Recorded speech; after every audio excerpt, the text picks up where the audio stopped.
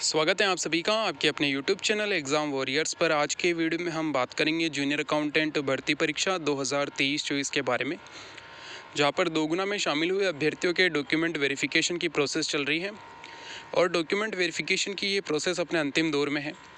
अब यहाँ पे लगभग 90% अभ्यर्थियों का डॉक्यूमेंट वेरिफिकेशन कंप्लीट हो चुका है। बचे हुए 10% अभ्यर्थियों का डॉक्यूमेंट वेरिफिकेशन आने वाले 5 से 6 वर्किंग डे में कंप्लीट हो जाएगा, जिसमें 25 अक्टूबर तक का डॉक्यूमेंट वेरिफिकेशन का शेड्यूल डीटीए के द्वारा जारी किया जा चुका है। इसके बाद उन अभ्यर्थियों को बुलाया जाएगा जो कि सीईटी के कारण डॉक्यूमेंट वेरिफिकेशन दिन नहीं जा पाए थे। साथ ही वे अभ्यर्थी जो कि अपने डॉक्यूमेंट वेरिफिकेशन के समय अनुपस्थित रहे, उन सभी को यहाँ पर अंतिम मौका मिलने वाला है। तो अब जो है आपके डीटीए के द्वारा जो डॉक्यूमेंट वेरिफिकेशन किया जा रहा है, ये अब अपने अंतिम समय में है। अब यहाँ पर अभ्यर्थियों के लिए ज्वाइनिंग की प्रोसेस शेष रह गई है। फाइनल रिजल्ट आपका बोर्ड के द्वारा निकाला जाना अभी बाकी है और आप सभी जानते हैं अभी भी फाइनल रिजल्ट पर स्टे लगा हुआ है, जिसकी सुनवाई 5 नवंबर को होनी है। तो यहाँ पर अब अभ्यर्थियों के लिए ज़्यादा कुछ शेष नहीं रह गया है। फाइनल रिजल्ट आने के बाद आप सभी के लिए डिस्ट्रिक्ट अलॉटमेंट, डिपार्टमेंट अलॉटमेंट और ज्वाइनिंग की प्रोसेस आगे शुरू होगी। जैसा कि हमने कल की वीडियो में बात किया था कि आने वाले वीडियो में हम अभ्यर्थियों के लिए डिस्ट्रिक्ट अलॉटमेंट और डिपार्टमेंट अलॉटमेंट की बात करने वाले हैं, क्योंकि काफ़ी अभ्यर्थियों का यहाँ पर इन चीज़ों को लेकर काफ़ी क्वेरी रहती है कि यहाँ पर डिस्ट्रिक्ट अलॉटमेंट किस प्रकार होता है, क्या अभ्यर्थियों को होम डिस्ट्रिक्ट मिल पाएगा या नहीं मिल पाएगा, डिस्ट्रिक्ट अलॉटमेंट किस आधार पर होगा, किन किन चीज़ों पर डिपेंड करता है। साथ ही यहाँ पर डिस्ट्रिक्ट अलॉटमेंट में कौन कौन से अभ्यर्थियों को प्रायोरिटी पर रखा जाता है, इसके बारे में हम बात करने वाले हैं। तो ये वीडियो उन सभी अभ्यर्थियों के लिए काफ़ी इंपॉर्टेंट रहेगा जिनका इस चीज़ से जुड़े हुए क्वेश्चन है डिस्ट्रिक्ट अलॉटमेंट से। डिपार्टमेंट अलॉटमेंट के बारे में हम अगले वीडियो में बात करने वाले हैं, वो भी आपके लिए काफ़ी इंपॉर्टेंट रहेगा कि यहाँ पर डिपार्टमेंट का अलॉटमेंट किस प्रकार होता है। तो आज के वीडियो में हम बात करेंगे जूनियर अकाउंटेंट पोस्ट का जो डिस्ट्रिक्ट अलॉटमेंट है वो किस प्रकार होगा। साथ ही यहाँ पर प्रायोरिटी पर किसे रखा जाता है, होम डिस्ट्रिक्ट किन्हें मिलने की उम्मीद रहती है। साथ ही कुछ ऐसे डिस्ट्रिक्ट है जिनमें कि अभ्यर्थियों को होम डिस्ट्रिक्ट नहीं मिल पाता है, तो ये किन चीज़ों पर निर्भर करता है, इसके बारे में भी हम बात करेंगे। अगर होम डिस्ट्रिक्ट नहीं मिलता है तो फिर पोस्टिंग कहाँ मिलने की यहाँ पर उम्मीद होती है, तो इसके बारे में हम बात करने वाले हैं। सबसे पहले हम यहाँ पर ये बात कर लेते हैं कि होम डिस्ट्रिक्ट मिलना या नहीं मिलना आपके किन चीज़ों पर डिपेंड करता है। सबसे पहली चीज़ ये है कि अभ्यर्थी को होम डिस्ट्रिक्ट जो है उसके मूल निवास के आधार पर मिलता है। मूल निवास में अभ्यर्थी के जो भी डिस्ट्रिक्ट है उसके आधार पर उसे होम डिस्ट्रिक्ट मिलती है। इसके अलावा तहसील भी ध्यान में रखी जाती है कि आप कौन सी तहसील के हैं। तो ज़्यादातर उम्मीद यही रहती है कि अगर अभ्यर्थी के एक अच्छे नंबर है, अच्छी रैंक है, तो उसे अपनी ही तहसील में यहाँ पर पोस्टिंग मिल जाती है। तो यहाँ पर अब हम बात करें कि यहाँ पर आपको होम डिस्ट्रिक्ट मिलने के पीछे कौन कौन सी चीज़ें, यहाँ पे अगर हम बात करें किन किन चीज़ों पे ये चीज़ डिपेंड करती है, तो सबसे इम्पोर्टेंट बात ये होती है कि आपके ज़िले में कुल कितने पद हैं। क्योंकि आप सभी जानते हैं राजस्थान में अगर वर्तमान में बात करें तो 50 ज़िले हैं, लेकिन 50 ज़िलों में जो पदों की संख्या है वो इक्वल नहीं है। यानी कि जो टोटल पोस्ट है जूनियर अकाउंटेंट की जो लगभग 5196 के अप्रोक्स हैं, तो यहाँ पर सभी ज़िले हैं यानी कि 50 ज़िलों में इन पदों की संख्या इक्वल नहीं है। कहीं पर पदों की संख्या काफ़ी ज़्यादा है तो कहीं पर पोस्ट काफ़ी कम है। अगर हम यहाँ पर बात करें तो सबसे ज़्यादा पोस्ट आपको देखने को मिलेगी राजधानी जयपुर में। इसके बाद आपको पोस्ट की संख्या देखने को मिलती है संभाग स्तर पे। इसके पश्चात कुछ ऐसी सिटी भी है, यानी कि कुछ ऐसे डिस्ट्रिक्ट है जहाँ पर पदों की संख्या काफ़ी अच्छी होती है और कुछ ऐसी डिस्ट्रिक्ट है जहाँ पर पदों की संख्या काफ़ी कम हो जाती है। अगर हम बात करें तो जूनियर अकाउंटेंट के अगर जयपुर में पोस्ट की बात करें तो वहाँ पर 1000 के आसपास जो है जूनियर अकाउंटेंट की पोस्ट है, यानी कि उससे भी ज़्यादा हो सकती है। इसके बाद आते हैं संभाग स्तर पर। तो आप सभी जानते हैं राजस्थान में वर्तमान में 10 संभाग हैं, तो संभाग स्तर पर भी आपको अच्छी खासी पोस्ट देखने को मिलती है। संभाग स्तर पर आपको 300 से 400 पोस्ट भी देखने को मिल सकती है। अभी कुछ नए संभाग बने हैं जिनमें अभी पद क्रिएट नहीं किए गए हैं, तो वहाँ पर कुछ पदों की संख्या आपको कम देखने को मिलेगी। इसके अलावा कुछ डिस्ट्रिक्ट ऐसी होती है जो कि काफ़ी अच्छे स्तर पर पदों की संख्या होती है, जैसे कि भीलवाड़ा, नागौर, अलवर, यहाँ पर आपको पदों की संख्या काफ़ी अच्छी देखने को मिलेगी। इसके बाद कुछ डिस्ट्रिक्ट ऐसी होती है जिनमें पदों की संख्या काफ़ी कम रहती है। यहाँ पर 50 से लेकर 100 पोस्ट भी अगर हम बात करें तो देखने को मिल सकती है, वरना 50 से भी कम पोस्ट आपको देखने को मिलेगी, जिनमें खास तौर से सिरोही, बूंदी, जालोर, इसके अलावा अगर बात करें प्रतापगढ़ और झालावाड़, ऐसी जो डिस्ट्रिक्ट है यहाँ पर पदों की संख्या आपको काफ़ी कम देखने को मिलती है। तो ये तो बात हुई यहाँ पर किन चीज़ों पर डिपेंड करता है। तो सबसे पहली चीज़ ये है कि आपके ज़िले में जूनियर अकाउंटेंट की कुल कितनी पोस्ट है। इसके बाद आपके ज़िले से सेलेक्ट होने वाले अभ्यर्थियों की संख्या कितनी है। जैसे अगर हम बात करें जयपुर में पदों की संख्या काफ़ी ज़्यादा है, लेकिन जयपुर ज़िले से ही सेलेक्ट होने वाले अभ्यर्थियों की संख्या काफ़ी ज़्यादा यहाँ पर होने वाली है। अगर हम बात करें लगभग 25% के आसपास, 25 से 30% अभ्यर्थी सिर्फ जयपुर ज़िले से ही यहाँ पर सेलेक्ट होने वाले हैं। इसके बाद दूसरे नंबर पर आता है सीकर। सीकर से भी अभ्यर्थियों की संख्या काफ़ी ज़्यादा होती है सेलेक्ट होने वाले, यानी कि जूनियर अकाउंटेंट में सेलेक्ट होने पर जो दूसरे नंबर पर जो डिस्ट्रिक्ट रहती है वो सीकर है। इसके बाद अगर हम बात करें जोधपुर, फिर नागौर, झुंझुनू, चूरू, इन डिस्ट्रिक्ट का नंबर आता है। इसके अलावा भरतपुर, अलवर, टोंक, इन डिस्ट्रिक्ट से भी अभ्यर्थियों के सेलेक्ट होने के चांस ज़्यादा रहते हैं, यानी कि यहाँ से अभ्यर्थियों की संख्या काफ़ी ज़्यादा रहती है जो यहाँ पर सेलेक्ट हो जाते हैं। तो अगर हम बात करें यहाँ पर कि किन किन चीज़ों पर डिपेंड करता है, सबसे पहली बात यह है कि मान लीजिए आप किसी डिस्ट्रिक्ट से हैं, वहाँ पर पदों की संख्या 100 है, लेकिन उस डिस्ट्रिक्ट से सेलेक्ट होने वाले अभ्यर्थियों की संख्या मान लीजिए 200 है। तो अब यहाँ पर सिंपल सी चीज़ ये सामने आती है कि 100 अभ्यर्थियों को तो अपना होम डिस्ट्रिक्ट मिल जाएगा, लेकिन बचे हुए जो 100 अभ्यर्थी हैं उनको अपना होम डिस्ट्रिक्ट नहीं मिलेगा, उन्हें किसी और ज़िले में यहाँ पर पद आवंटित किया जाएगा। तो इन दो चीज़ों पर सबसे ज़्यादा डिपेंड करता है कि ज़िले में कुल पद कितने हैं, इसके अलावा ज़िले से चयनित कुल अभ्यर्थियों की संख्या कितनी होने वाली है। कई ऐसी डिस्ट्रिक्ट है जिसमें पदों की संख्या काफ़ी ज़्यादा होती है, लेकिन वहाँ पर सेलेक्ट होने वाले अभ्यर्थी काफ़ी कम होते हैं, जैसा कि आपको 2017 की जो भर्ती है उसमें देखने को मिला था। कुछ ऐसी डिस्ट्रिक्ट थी जहाँ से अभ्यर्थियों की संख्या 10, 15 या 20 थी, लेकिन वहाँ पर पदों की संख्या काफ़ी ज़्यादा थी। तो ऐसी चीज़ भी आपको देखने को मिलती है। ऐसे डिस्ट्रिक्ट अगर बात करें, ज़्यादातर दक्षिण राजस्थान में ऐसे डिस्ट्रिक्ट है जहाँ पर सेलेक्ट होने वाले अभ्यर्थियों की संख्या काफ़ी कम होती है, अगर हम बात करें कंपेयर करें तो उन डिस्ट्रिक्ट में पदों की संख्या से। क्योंकि आप सभी जानते हैं कि जो लिटरेसी रेट है राजस्थान में वो सभी ज़िलों की अलग अलग है। उसी आधार पर अगर हम यहाँ पर एक बात करें तो ज़िले कुछ ऐसे हैं जहाँ पर चयनित होने वाले अभ्यर्थियों की संख्या काफ़ी कम होती है। अब हम यहाँ पर बात कर लेते हैं कि आपकी प्रायोरिटी में किस प्रकार अभ्यर्थियों को रखा जाता है। तो ये चीज़ आपको समझ में आ गई होगी कि डिस्ट्रिक्ट अलॉटमेंट होने में, होम डिस्ट्रिक्ट मिलने में यहाँ पर जो सबसे ज़्यादा डिपेंड करता है वो ये है कि ज़िले में टोटल पोस्ट कितनी है, साथ ही यहाँ पर उस ज़िले से चयनित होने वाले अभ्यर्थियों की संख्या कितनी होने वाली है। इसके बाद अगर हम बात करें प्रायोरिटी की, तो यहाँ पर अगर हम बात करें तो सबसे पहले जो प्रायोरिटी पर रखा जाता है वो है महिलाएँ। महिलाएँ में सभी प्रकार की महिलाएँ आ जाती है, जैसे कि डिवोर्स है, विडो है या जो जनरल है, तो इन महिलाओं को सबसे ज़्यादा प्रायोरिटी पर रखा जाता है। तो यहाँ पर जो फीमेल कैंडिडेट होती हैं इनको यहाँ पर होम डिस्ट्रिक्ट मिलने की पूरी उम्मीद होती है, यानी कि पूरे चांस होते हैं कि इन्हें अपने होम डिस्ट्रिक्ट ही मिलेगा।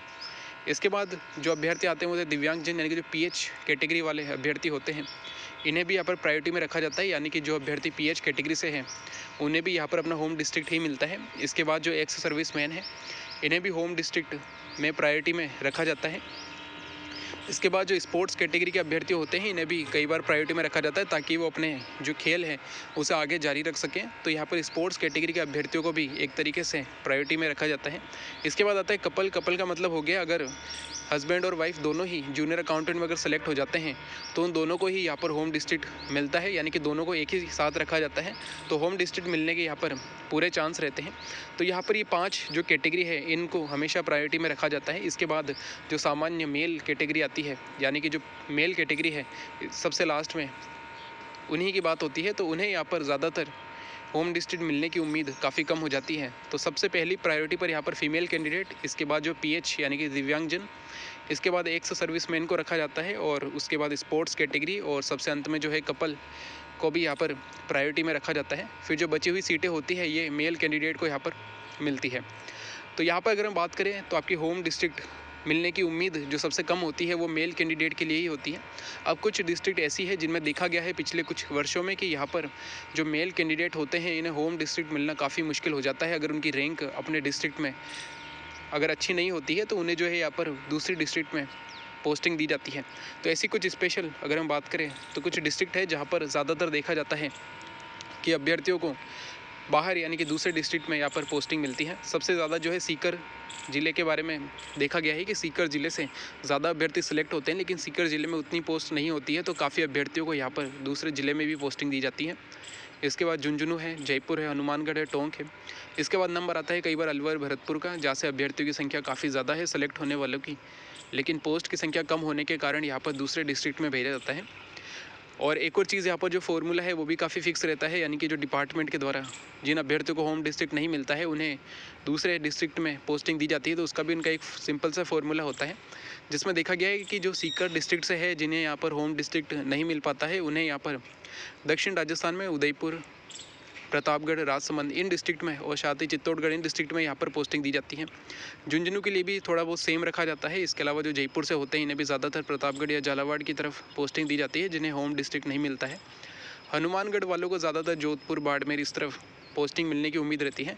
बाकी टोंक वाले भी लगभग जो है यहाँ पर भीलवाड़ा अगर हम बात करें तो उदयपुर इस तरफ डिस्ट्रिक्ट में यहाँ पर पोस्टिंग मिलती हुई दिखाई देती है, अगर इन अभ्यर्थियों को होम डिस्ट्रिक्ट नहीं मिल पाती है। तो होम डिस्ट्रिक्ट मिलने के पीछे सबसे पहले जो हमने बात की है, सबसे पहला जो कारण है वो है आपका मूल निवास। अब कई बार अभ्यर्थियों का यह भी प्रश्न रहता है कि उनका मूल निवास, मान लीजिए कोई फीमेल कैंडिडेट है, उनकी शादी हो गई है, लेकिन मूल निवास जो है उनका अभी भी उनका पुराना बना हुआ है, यानी कि पिताजी के अगर बात करें नाम से या उनके घर का अभी बना हुआ है, तो जो है उन्हें पोस्टिंग भी उसी आधार पे मिलती है। यानी कि आपने जो भी मूल निवास लगाया है, उस मूल निवास में जो भी आपकी डिस्ट्रिक्ट होने वाली है, उस डिस्ट्रिक्ट के आधार पर ही आपका यहाँ पर ज्वाइनिंग मिलेगी। इसमें कोई भी किंतु परंतु नहीं होता है कि आपको यहाँ पर डिस्ट्रिक्ट चेंज हो जाएगा, ऐसा नहीं है। जो भी आपका मूल निवास में है उसी के आधार पर आपको डिस्ट्रिक्ट मिलने वाली है। मान लीजिए आप कहीं भी रहते हैं, लेकिन अगर आपका मूल निवास कहीं और ज़िले का है तो आपको वहीं पर पोस्टिंग मिलेगी। इसके अलावा किन चीज़ों पर डिपेंड करता है, तो सबसे पहली चीज़ आपके ज़िले में कुल पदों की संख्या कितनी है, साथ ही उस ज़िले से सेलेक्ट होने वाले अभ्यर्थियों की संख्या कितनी है, इन दोनों चीज़ों पर डिपेंड करता है। इसके बाद निर्भर करता है प्रायोरिटी पर, जिसमें सबसे ऊपर रखा जाता है महिलाओं को। उसके बाद आपके यहाँ पे आते हैं PH candidate, ex serviceman, sports, और उसके बाद जो कपल है उन्हें यहाँ पर प्रायोरिटी पर रखा जाता है। और डिस्ट्रिक्ट में इन सब को यहाँ पर पोस्टिंग मिलने के बाद अगर सीटें रिक्त रह जाती है तो फिर रैंक के आधार पर यहाँ पर कैंडिडेट को भी, जो मेल कैंडिडेट हैं उन्हें यहाँ पर होम डिस्ट्रिक्ट मिलता है। अगर कुछ कैंडिडेट रह जाते हैं तो इन्हें दूसरे डिस्ट्रिक्ट में यहाँ पर पोस्टिंग दी जाती है। अब पिछले कई सालों में यहाँ पर देखा गया है कि कौन कौन से डिस्ट्रिक्ट ऐसे हैं जिसमें होम डिस्ट्रिक्ट मिल पाना, कुछ मेल कैंडिडेट जिनकी रैंक अपने डिस्ट्रिक्ट में अच्छी नहीं होती है तो उन्हें यहाँ पर दूसरे डिस्ट्रिक्ट में भेजा जाता है। तो उसके बारे में भी हमने बात कर ली है। कुछ 6-7 ज़िले ऐसे हैं जहाँ पर ज़्यादातर जिन अभ्यर्थियों की रैंक डिस्ट्रिक्ट में अच्छी नहीं है उन्हें दूसरे डिस्ट्रिक्ट में यहाँ पर पोस्टिंग मिलती है। तो ये था हमारा वीडियो जिसमें हमने कंप्लीट बात की है आपके डिस्ट्रिक्ट अलॉटमेंट के बारे में, जिसमें हमने सारी बात कर ली है। आपका डिस्ट्रिक्ट अलॉटमेंट का आधार क्या है, किस आधार पर मिलता है, कौन कौन चीज़ों पर यहाँ पर डिपेंड करता है, प्रायोरिटी में किन्हें रखा जाता है, साथ ही कौन कौन सी डिस्ट्रिक्ट ऐसी हैं जहाँ पर होम डिस्ट्रिक्ट मिल पाना काफ़ी मुश्किल होता है। इसके अलावा जितनी भी डिस्ट्रिक्ट बच गई है उनमें सभी अभ्यर्थियों को होम डिस्ट्रिक्ट मिल जाता है आसानी से, तो उन अभ्यर्थियों को यहाँ पर ज़्यादा चिंता करने की ज़रूरत नहीं होती है।